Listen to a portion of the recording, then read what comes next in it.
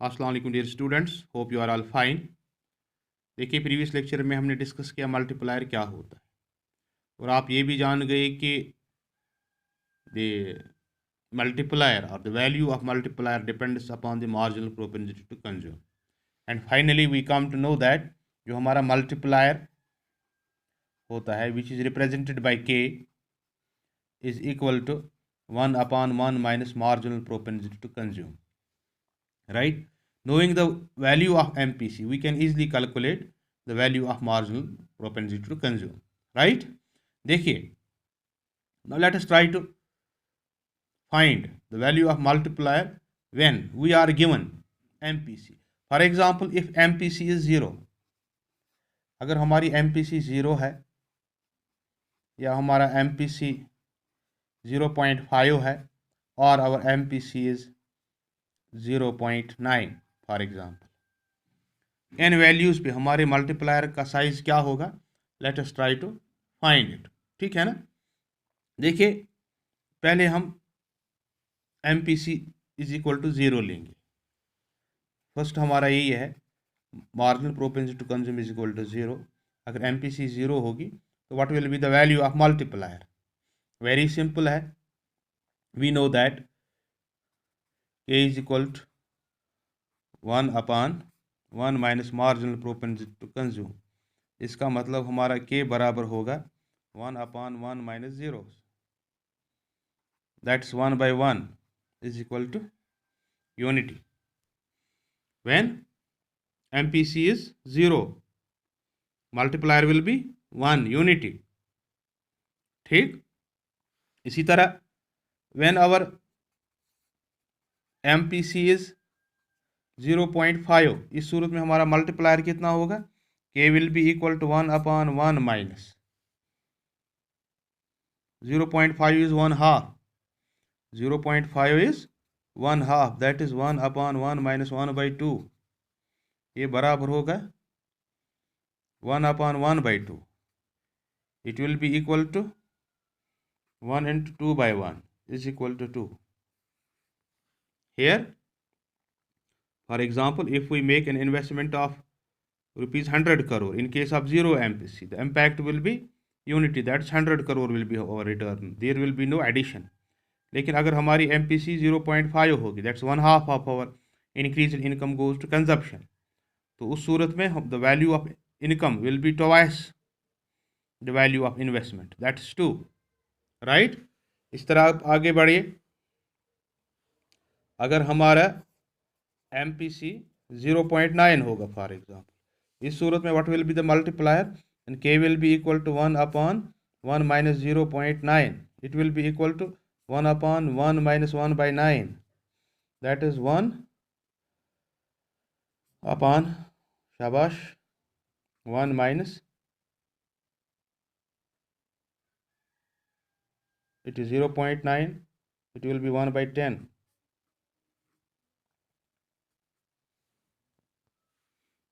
0.9 will be 1 minus 1/9/10। ठीक है ना? पॉइंट के बदले हम नीचे 1 लेते हैं और जो राइट साइड में होंगे उनके बदले जीरोज होते हैं, तो 1 minus 9/10 it will be equal to 1/1/10, it will be equal to, that is 10. If marginal propensity to consume is 0.9, that 90% of the additional income goes to consumption. In that case जो income increase in income होगी, it will B 10 times increase in investment. ठीक है ना? तो ये कुछ examples थी on how the value of multiplier is found, calculated if we are given the value of marginal propensity to consume. Now suppose if the whole of our income goes to consumption, that is MPC is equal to unity, then what will be the value of multiplier? The value of multiplier will be K is equal to 1/1 minus marginal propensity to consume will be equal to 1/1 minus 1 is equal to 1/0, that's infinity. तो increase in income will be infinity, right. तो दो चीज़ें आपने याद रखनी है, when M P C is equal to 0, जो हमारा मल्टीप्लायर है, उस सूरत में k is equal to 1, and when M P C is equal to unity then k is equal to infinity. These things you have to keep in mind while calculating the value of multiplier, and multiplier wholly and solely depends upon the value of marginal propensity to consume, ठीक। और जब हम multiplier की बात करते हैं तो इसमें एक चीज इन्वॉल्व होती है, that's multiplier process. Multiplier process, देखिए इस प्रोसेस में क्या होता है। The working of multiplier involves these process. देखिए first thing is here that investment change, I change होता है, and I leads to change in Y income, और इनकम से चेंज होती है कंजप्शन, और कंजप्शन से अगेन चेंज होती है इनकम। तो मल्टीप्लायर प्रोसेस में the working of multiplier assumes this process. When there is change in investment, it leads to change in income. When there is change in income, it leads to change in consumption. When there is change in consumption, it leads to change in, right?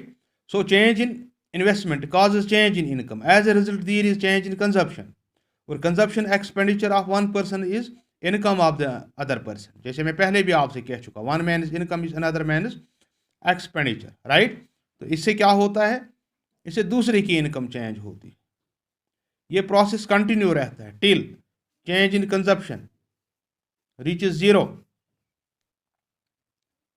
और ये जो multiplier process होता है, it works in two ways. With increase in investment multiplier increase income many times more, ये forward action कहलाती है।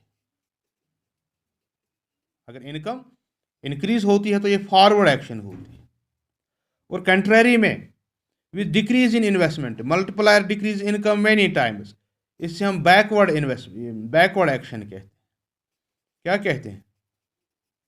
Backward action of multiplier, that is with decrease in investment multiplier decreases income many times more, and this is the backward action of the multiplier. ये multiplier process में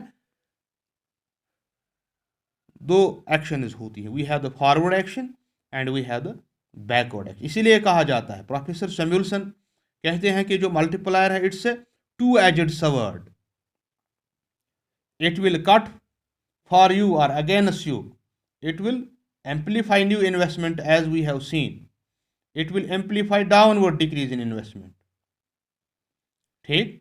तो ये forward action और backward action कैसे होती है, we will discuss it in the next lecture. तब तक के लिए you have to keep in mind that जो मल्टीप्लायर है it depends, its value depends upon the marginal propensity to consume, and one important thing when MPC is 1, तो उस सूरत में हमारा जो मार्जिनल प्रोपेंसिटी, ये जो वैल्यू ऑफ मल्टीप्लायर होगा it will be infinity, and जब हमारा marginal value of marginal propensity to consume is 0 then the value of multiplier will be 1, ठीक है ना। तो आज के लिए इतना कहाँ पे, in the next lecture we will continue the discussion on the multiplier। तब तक के लिए go through your books, have a look, there are a number of examples in your books, right?